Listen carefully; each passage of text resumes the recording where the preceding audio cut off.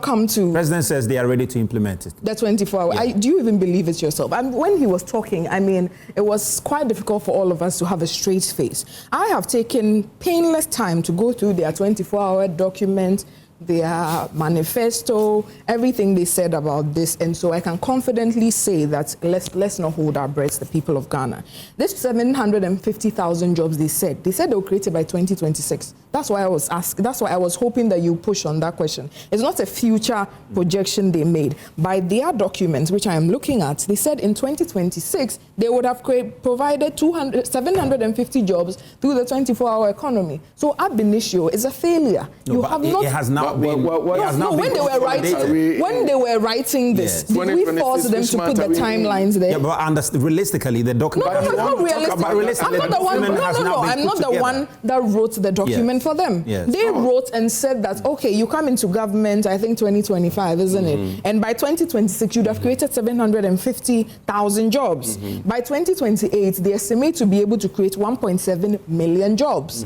In agencies where there's already a 24-hour economy, in the health sector, the nurses that are at home, that you cannot employ. There's already 24-hour economy. The hospital runs the whole time. Employ them and pay them. You are telling them you don't have money. And you are sitting here trying to use flowery language to deceive the people of Ghana when the fact of the matter is you do not even have money. You do not even have money to implement it. How much did they say was required for the 24 hours? Some 4 billion. Yeah. You know, even what was estimated in the first budget for the 24-hour economy, not the full amount was not released.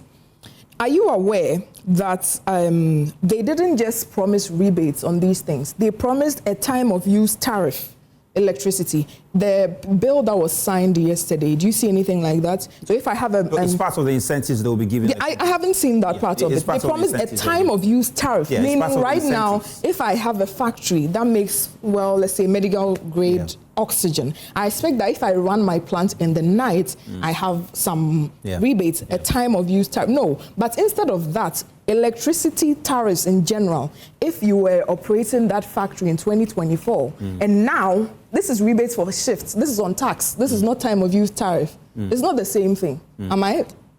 Can you compare a tax rebate to saying that you provide a time of use tariff for electricity use? No, the electricity tariffs actually have gone up.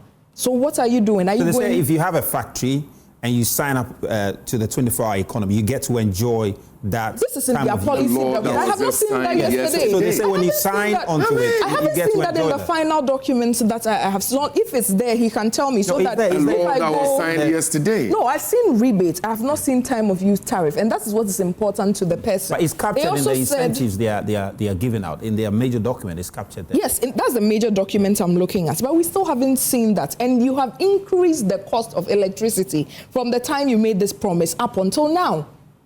Do we really understand the 24-hour economy? No, really? I think it's quite obvious that even the NDC does not understand out to a policy. What you said and you were going give to you do an incentive. is provide. You are talking about government security to increase tariffs generally. No.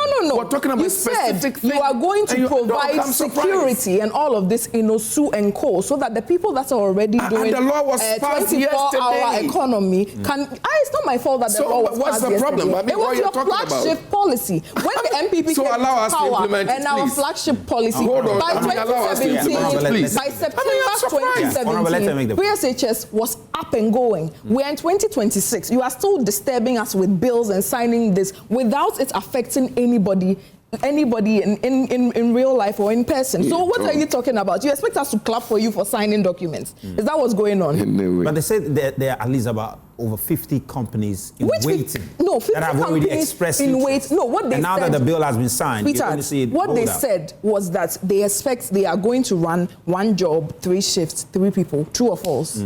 So we would expect that the simplest thing to do will be, at least from the public sector, true or false. So we expect that SIC, where he's the board member or board chair, if I'm not wrong, that now SIC has 3 shifts where people go in the morning, people go in the afternoon, people go in the evening, isn't it? Is that what is happening?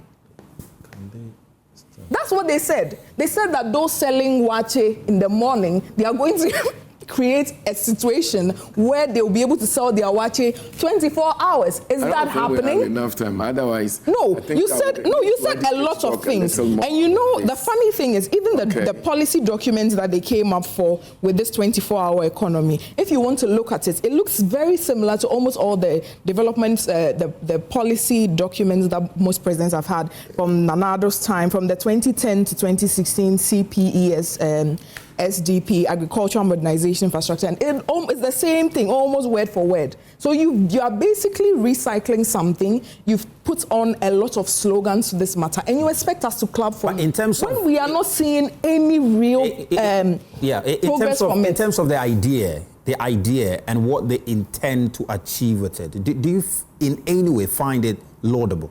No, I don't. See, I can just tell you right here that I don't think the idea, the way they are going about it, is going to yield the results that they were preaching about.